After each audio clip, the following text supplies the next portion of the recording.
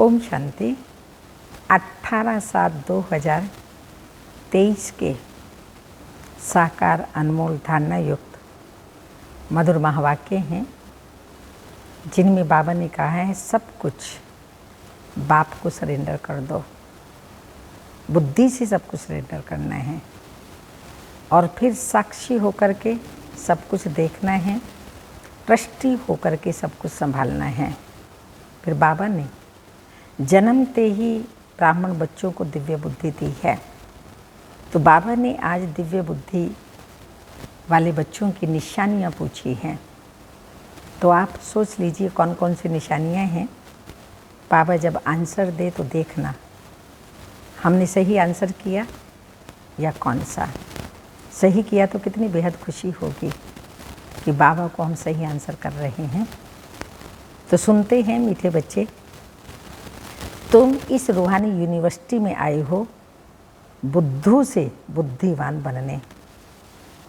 बुद्धिवान अर्थात बुद्धिवान की परिभाषा बाबा बता रहे हैं। बुद्धिवान अर्थात पवित्र। पवित्र बनने की पढ़ाई तुम अभी पढ़ते हो। क्वेश्चन, बुद्धिवान बच्चों की मुख्य निशानी सुनाओ। आंसर है, बुद्धिवान बच्चे ज्ञान में सदा रमण करते रहेंगे। उन्हें मोलाई मस्ती चढ़ी हुई होगी। उनकी बुद्धि में सारे सृष्टि चक्र की नॉलेज रहती है, आदि मध्य अंत, ये सारी नॉलेज रहती है। नशा रहता है कि हमारा बाबा हमारे लिए परम धाम से आया हुआ है। ये नशा रहता है, हमारा बाबा हमारे लिए परम धाम से आए हुए हैं, हम उनके साथ परम धाम रहते थे। हमारा बाबा ज्ञान का सागर है, हम अभी मास्टर ज्ञान सागर बने हैं। हमें वह मुक्ति जीवन मुक्ति का वर्षा देने आई हैं। गीत है, कौन आया मेरे मन के द्वारे। ओम शांति।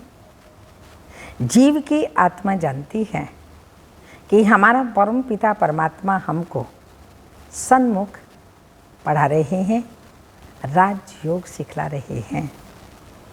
तो जैसे कि वह ईश्वरीय, यह ईश्वरीय यूनिवर्सिटी ठहरी। यूनिवर्सिटी इसको क्यों कहते हैं? ऐसे नहीं, और जो भी सब यूनिवर्सिटी हैं वह यूनिवर्स के लिए हैं, नहीं। जैसे विलायत में यूनिवर्सिटी है, परंतु वहाँ गोरे तो काले लोगों को आने की अलाउ नहीं करते, तो वह यूनिवर्स के लिए तो ठहरी ही नहीं। यहाँ पर तो भाषा भेद, मत भेद, हाँ, कोई भी किसी प्रकार का भेद नहीं है। देह का सब काले हों गोरे हों कोई भी हों, हर आत्मा का अधिकार है शिव बाबा के इस कॉलेज यूनिवर्सिटी में पढ़ने का, शिव बाबा से वो अपना जन्मसिद्ध अधिकार प्राप्त करने का। तो इसलिए बाबा ने कहा वो यूनिवर्सिटी नहीं ठहरी, तो उनको यूनिवर्सिटी नहीं कहेंगे। यहाँ तुम बच्चे जानते हो यह है सच्ची सच्ची ईश्वरीय यूनिवर्सिटी, परंतु कोई भी समझ नहीं सकते हैं क्योंकि बुद्धू हैं। बुद्धू को बुद्धिवान बाप ही बनाते हैं। मनुष्य बुद्धिवान के आगे माथा झुकाते हैं। देवी देवताओं को, सन्यासियों आदि को माथा झुकाते हैं। सन्यासी पवित्र हैं तो जरूर बुद्धिवान ठहरे, पवित्रता को अच्छा मानते हैं। यह विकार ही मनुष्य को हैरान करते हैं। इसलिए पवित्र रहने वाले सन्यासियों को गृहस्थी लोग बुद्धिवान समझते हैं और उनके चरणों में झुकते हैं। बस सन्यासी लिबास देखा और झट माथा झुकाएंगे। अभी तो उन्हों का मान भी कम हो गया है, इसलिए संभल कर कदम उठाते हैं। आगे तो सन्यासियों को देख झट ऑफर करते थे, स्वामी जी हमारे घर पर चलो, अभी तो टू मच हो गई हैं और तमो प्रधान भी बन पड़े हैं। इसलिए जो बहुत नामी ग्रामी है उसका ही मान होता है। बड़े आदमी भी उनको माथा झुकाते हैं। क्यों? पढ़े लिखे तो सन्यासी से भी जास्ती हैं, परंतु वह पवित्र हैं, पवित्रता का मान है। तो सन्यास किया है इसलिए बुद्धिवान माने जाते हैं। पवित्र हैं, दुनिया का सन्यास किया है इसलिए बुद्धिमान माने जाते हैं। अभी तुम बुद्धिमान बनते हो, तुम अभी रचयिता और रचना के आदि मध्य अंत को जानते हो, परंतु तुम्हारे में भी सभी को इतना नशा नहीं है। नशा चढ़ने में भी टाइम बहुत लगता है। पूरा नशा तो अंत में ही रहता है। अभी जितना जितना तुम पुरुषार्थ करते हो उतना नशा चढ़ता जाता है। निरंतर यह याद रहना चाहिए, हम आत्माओं का बाप परम धाम परमात्मा बाप आया हुआ है। परम धाम से परमात्मा बाप आया हुआ है, हमको पढ़ा रहे हैं विश्व का मालिक बनाने। तो पुरुषार्थ करने की शुभ चिंता होनी चाहिए। मनुष्य से देवता बनना है, चरित्रवान बनना है, तो बाबा परमधाम से इतनी दूर से पढ़ाने आते हैं कल्प में एक ही बार, तो अपने पुरुषार्थ की शुभ चिंता होनी चाहिए। सभी को वह चिंता नहीं रहती। यहाँ सुनते समय नशा चढ़ा, यहाँ से बाहर निकला और खेल खलास, नंबर वार है ना। हम आत्माओं का बाप आए हुए हैं, हम उनके पास परम धाम में रहते थे। ऐसे और कोई नहीं समझते। ब्रह्मा कुमार कुमारियाँ समझते हैं, और कोई नहीं समझते। साधु आदि पवित्र हैं, तुम्हारे में भी नंबर वार हैं। सभी को यह निश्चय नहीं बैठा है कि हमारा परम पिता परमात्मा ज्ञान का सागर है, जीवन मुक्ति दाता है, जो हमको स्वर्ग का मालिक बनाते हैं। यहाँ से पाँव बाहर निकाला और क्या हुआ? पाँव बाहर निकाला और खुशी गुम हो जाती है। नहीं तो तुम बच्चों को कितना खुशी में रहना चाहिए। मैंने भी इस तन का आधार लिया है, नहीं तो राज्यों कैसे सिखाऊं? मुझे अपना शरीर नहीं है। मंदिरों में देखेंगे तो सबको अपना शरीर है। कितने ढेर देवी देवताएं, हजारों करोड़ों 33 करोड़ देवताएं, सबको अपने अपने शरीर हैं। शिव बाबा का जो यादगार मंदिर है वो क्या दिखाते हैं? शिवलिंग, शरीर नहीं है। तो शिव बाबा को शरीर लेना पड़ता है हमें राज्यों सिखाने के लिए। तो बाबा कहते हैं मंदिरों में देखेंगे सबको अपना शरीर है, मैं तो अशरीरी हूँ। और सभी को आकारी व साकारी शरीर मिला हुआ है। सूक्ष्म देवताएं, उनको भी सूक्ष्म शरीर मिला हुआ है, मेरा शरीर नहीं है। सोमनाथ का मंदिर है अथवा शिव के मंदिर में जहाँ भी जाओ वहाँ निराकारी रूप है, सिर्फ नाम भिन्न भिन्न रख दिए हैं। यह तो जानते हो आत्मा परम धाम से आती है, भिन्न भिन्न शरीर धारण कर पाठ बजाती है। मैं इस 84 के चक्र में नहीं आता हूँ, मैं हूँ परम धाम में रहने वाला। इस शरीर में आता हूँ। तुम कहेंगे निराकार, फिर कैसे आते हैं? हाँ, आ सकते हैं। बाबा एग्जाम्पल दे रहे हैं कि तुम लोग पितृ खिलाते हो तो आत्मा आती है ना, शरीर तो नहीं आता, आत्मा प्रवेश करती है। समझते हैं आत्मा दूसरे शरीर में प्रवेश करती है। कोई तो भूत की आत्माएं बहुत चंचल होती हैं, पत्थर आदि मारती हैं। आत्मा शरीर में आती है तब कुछ कर सकती है, उसे घोष्ट कहते हैं। अशुद्ध आत्माएं भी प्रवेश करती हैं। तुम बच्चों को अनुभव है कैसे अशुद्ध आत्माएं भटकती हैं। जब तक उनको अपना शरीर मिले। शुद्ध आत्माएं भी आती हैं, ये भी ड्रामा में नूंद है। जो कुछ हुआ ड्रामा का खेल है। तो बाप समझाते हैं, मैं आकर साधारण बूढ़े तन में प्रवेश करता हूँ। जरूर अनुभवी का शरीर चाहिए ना। तो ब्रह्मा का नाम मशहूर है, ब्रह्मा की राय भी मशहूर है। ब्रह्मा को फिर कहाँ से राय मिली? ब्रह्मा है शिव बाबा का बच्चा, तो उनकी है श्रीमत। तो जरूर मुख्य श्रीमत ब्रह्मा की होनी चाहिए, जिनमें बाप प्रवेश करते हैं। भारतवासी इन बातों को नहीं जानते। वह तो समझते हैं सब एक ही एक है। श्री कृष्ण शिव आदि सब एक ही है। श्री कृष्ण को महात्मा योगेश्वर कहते हैं, परंतु क्यों कहते हैं यह तो समझते ही नहीं। श्री कृष्ण की आत्मा अभी ईश्वर द्वारा योग सीख योगेश्वर बन रही है। कितना गुप्त राज है। मनुष्य तो कह देते हैं परमात्मा नाम रूप से न्यारा है, उनका शरीर है ही नहीं। परंतु तुम तो कहते हो सोमनाथ का मंदिर शिव के अवतरण का यादगार है। जरूर कल्प पहले शिव बाबा आया हुआ था और अब आया हुआ है। फिर द्वापर में उनकी भक्ति शुरू होती है, शिवरात्रि मनाते हैं। तो बाप बैठ समझाते हैं, तुम आत्माएं परम धाम से पाठ बजाने आई हो।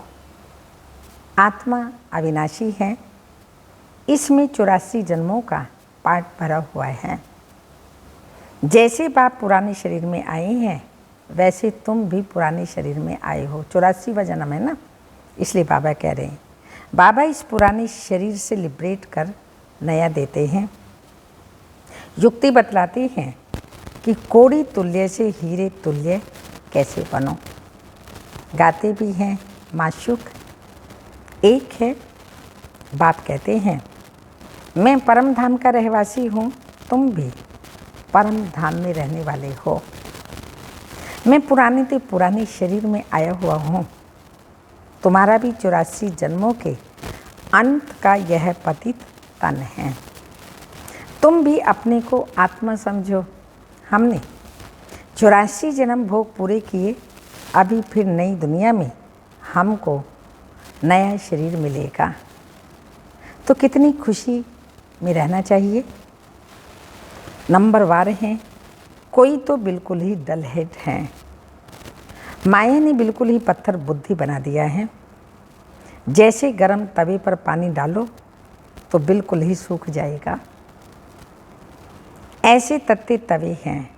अरे तुम अपने को सिर्फ आत्मा, तुम अपने को सिर्फ आत्मा और बाप को बाप की संतान समझो। वह भी नहीं समझते हैं शिव बाबा की मैं संतान हूँ, यही भूल जाते हैं। अगर समझते तो आश्चर्यवत भागंती क्यों हो जाते। माया बड़ी ज़बरदस्त है। कोई गफलत की और माया थप्पड़ मार देगी। अरे बाबा आया है वर्षा देने, फिर भी तुम विकारी बनते हो। बड़ा ज़बरदस्त थप्पड़ लगता है। माया जोर से थप्पड़ मारती है, बाप तो थप्पड़ नहीं मारेंगे। माया थप्पड़ मार मुंह फेर देती है। ऐसे बहुत माया के थप्पड़ खाते रहते हैं। माया भी कहती है तुम बाप को याद नहीं करते हो तो मैं मारती हूँ। तो माया बाबा की हितकारी हो गई ना। वो चाहती है शिव बाबा को याद करें, नहीं करते हैं तो थप्पड़ मारती कि करो बाबा को याद। क्या अब तक माया के मोचरे खाते रहना है?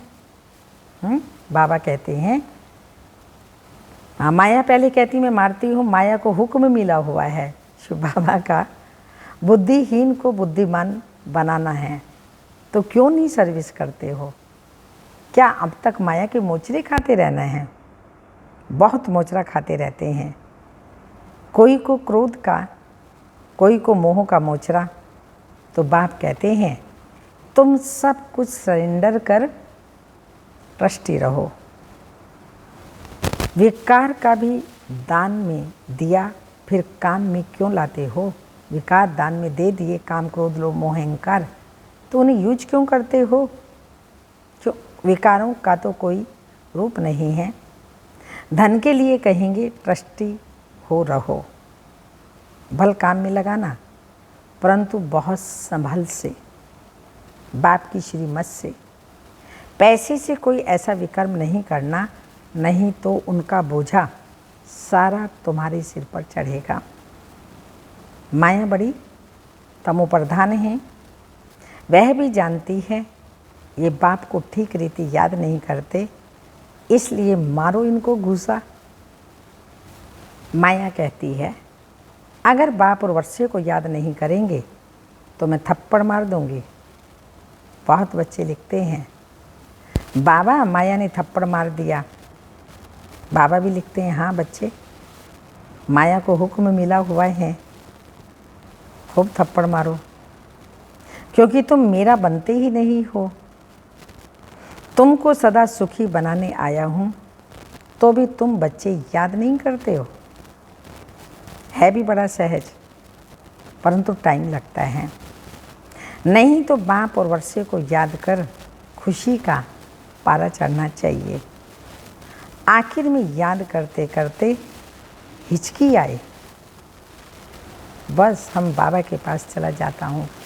लौकिक में ऐसे हिचकी आती है ना, तो कहते फलाने ने याद किया, तो याद उनकी सताती है ना एक दूसरे की। हमें भी ऐसे बाबा की याद सतानी चाहिए, ऐसे आनी चाहिए जो हिचकी आए। बस हम बाबा के पास चला जाता हूँ, फिर आ जाऊँगा स्वर्ग में, एकदम जैसे मोलाई बन चले जाएंगे। अच्छा यह तो कोई नहीं जानते, आत्मा आशिक है परम पिता परमात्मा की। सच्चे सच्चे आशिक तुम हो। आधा कल तुम आशिक बन माशूक को खूब याद करते हो, परंतु वह जानते ही नहीं कि आत्मा परमात्मा का आशिक होती है। वह तो कह देते हैं आत्मा सो परमात्मा, परमात्मा सो आत्मा।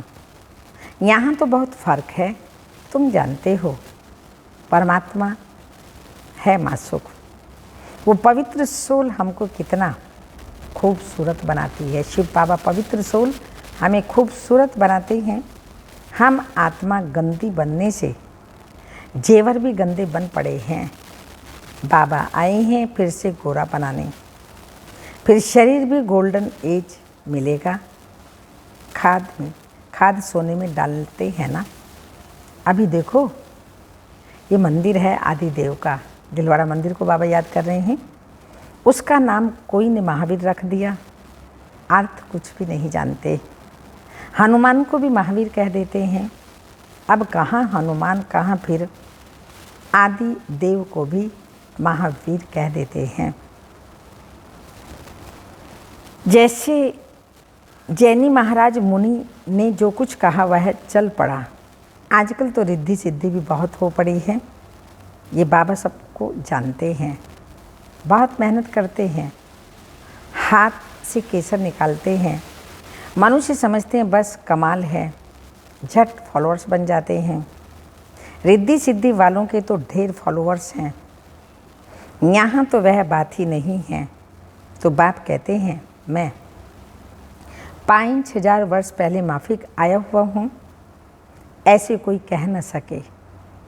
बच्चे कहते हैं बाबा 5000 वर्ष पहले हम आए थे, आपसे स्वर्ग का वर्षा पाया था। आप फिर परम पिता परमात्मा शिव के बच्चे आकर बने हैं इस ब्रह्मा द्वारा। दुनिया है कलयुग में, कलयुग में ब्राह्मण कहाँ से आए? ब्राह्मण तो संगम पर चाहिए, पैर और चोटी तो संगम हुआ ना। शूद्र और ब्राह्मण का संगम, ब्राह्मण से शूद्र और शूद्र से फिर ब्राह्मण बनते हैं। यह 84 का चक्र तो कोई नहीं जानते, तुम जानते हो। हम ब्राह्मण हैं, ब्रह्मा की औलाद प्रैक्टिकल में बने हैं। उन ब्राह्मणों को तुम कह सकते हो, तुम ब्राह्मण अपनी को ब्रह्मा की औलाद कहलाते हो। अच्छा, ब्रह्मा का बाप कौन है तो बता नहीं सकेंगे। डिब्बी ना, कौन सी डिब्बी? डिब्बी में ठीकरी, बुद्धि रूपी डिब्बी, उसमें ठीकरी, माना कुछ भी बुद्धि में अच्छी बातें नहीं हैं। बस हम ब्राह्मण ही भगवान हैं। तुम सब भक्त थे, अब कहते हो हम लक्ष्मी को वरने के लायक बन रहे हैं। इसमें पुरुषार्थ चलता है। समझो हम परमधाम से आए हैं, अभी बाबा फिर वापस ले जाने के लिए आए हैं। हम भी ब्रह्मांड के मालिक हैं, बाबा भी पुराने तन में आए हैं, हम भी पुराने तन में हैं। बाबा कहते हैं हमको भी पुराना तन लेना पड़ता है। अब मुझ बाप को याद करो तो विकार में विनाश होंगे। टाइम भी देते हैं। पांडव गवर्नमेंट की सर्विस कम से कम 8 घंटा होनी चाहिए। राजयोग सिखलाना है, शंख ध्वनि करनी है। तुम श्रीमत से भारत को खास, दुनिया को आम स्वर्ग बनाते हो। स्वर्ग में सिर्फ तुम आते हो और धर्म वाले नहीं आते। ब्राह्मण, देवता, क्षत्रिय, वैश्य, शूद्र, इसको विराट रूप कहा जाता है। एक विराट रूप का भी चित्र बनाना चाहिए जो मनुष्यों को सहज समझ में आए। विष्णु को विराट स्वरूप में ले आए हैं। चित्र तो जरूर चाहिए ना समझाने के लिए। बाबा कहते चित्र तो जरूर चाहिए ना। स्कूल में भी चित्र रखते हैं ना, बच्चों के लिए मैप्स रखते हैं, उनको बताते हैं।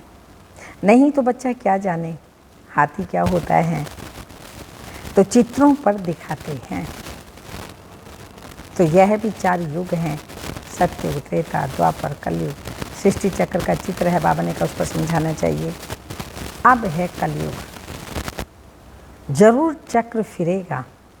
ब्राह्मण तो संगम युग पर होते हैं, 5वां युग हो गया संगम युग। बाकी जिस्मानी ब्राह्मण, पंडे, वह ब्रह्मा मुखवंशावली नहीं है। ब्रह्मा मुखवंशावली को तो दादे से वर्षा मिलता है, उन ब्राह्मणों को वर्षा कहाँ से मिलता है?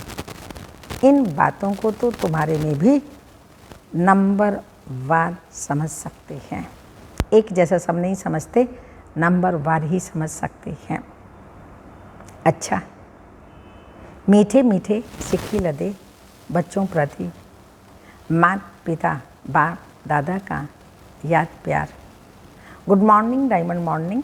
रूहानी बाप की रूहानी बच्चों को नमस्ते। हम रूहानी बच्चों की रूहानी माता पिता बाप दादा को याद प्यार। गुड मॉर्निंग, डायमंड मॉर्निंग, ओम नमस्ते। धारणा के लिए मुख्य सार है, बुद्धि से सब कुछ सरेंडर कर ट्रस्टी हो रहना है। बहुत संभाल से श्रीमत प्रमाण हर कार्य करना है। बहुत संभाल से श्रीमत प्रमाण हर कार्य करना है। सेकंड पॉइंट, बाबा और वर्षे को याद कर अपार खुशी का अनुभव करना है। बाबा की याद में मोलाई बन जाना है। जैसे मोलाई मस्ती कहते हैं ना, तो बाबा की याद में मोलाई बन जाना है। सच्चा आशिक बनना है। सच्चे माशूक का सच्चा आशिक बनना है। वरदान, समाने और समेटने की शक्ति द्वारा, समाने और समेटने की शक्ति द्वारा एकाग्रता का अनुभव करने वाले सार स्वरूप भाव। देह देह के संबंध व पदार्थों का बहुत बड़ा विस्तार है। सभी प्रकार के विस्तार को सार रूप में लाने के लिए समाने व समेटने की शक्ति चाहिए। सर्व प्रकार के विस्तार को एक बूंद में समा दो। मैं भी बिंदु, बाप भी बिंदु। एक बाप बिंदु में सारा संसार समाया हुआ है। तो बिंदु रूप अर्थात सार स्वरूप बनना। बिंदु रूप माना सार स्वरूप बनना, माना एकाग्र होना। एकाग्रता के अभ्यास द्वारा सेकंड में जहाँ चाहो जब चाहो बुद्धि उसी स्थिति में स्थित हो सकती है। एकाग्रता के अभ्यास द्वारा सेकंड में जहाँ चाहो जब चाहो बुद्धि उसी स्थिति में स्थित हो सकती है। स्लोगन: जो सदा रूहानियत की स्थिति में रहते हैं वही रूहानी गुलाब हैं। जो रूहानियत की स्थिति में रहते हैं वही रूहानी गुलाब हैं। अव्यक्त इशारा: निरअहंकारी बनने की विशेष निशानी निर्माणता है। वृत्ति, दृष्टि, वाणी, संबंध, संपर्क सब में निर्माणता का गुण चाहिए।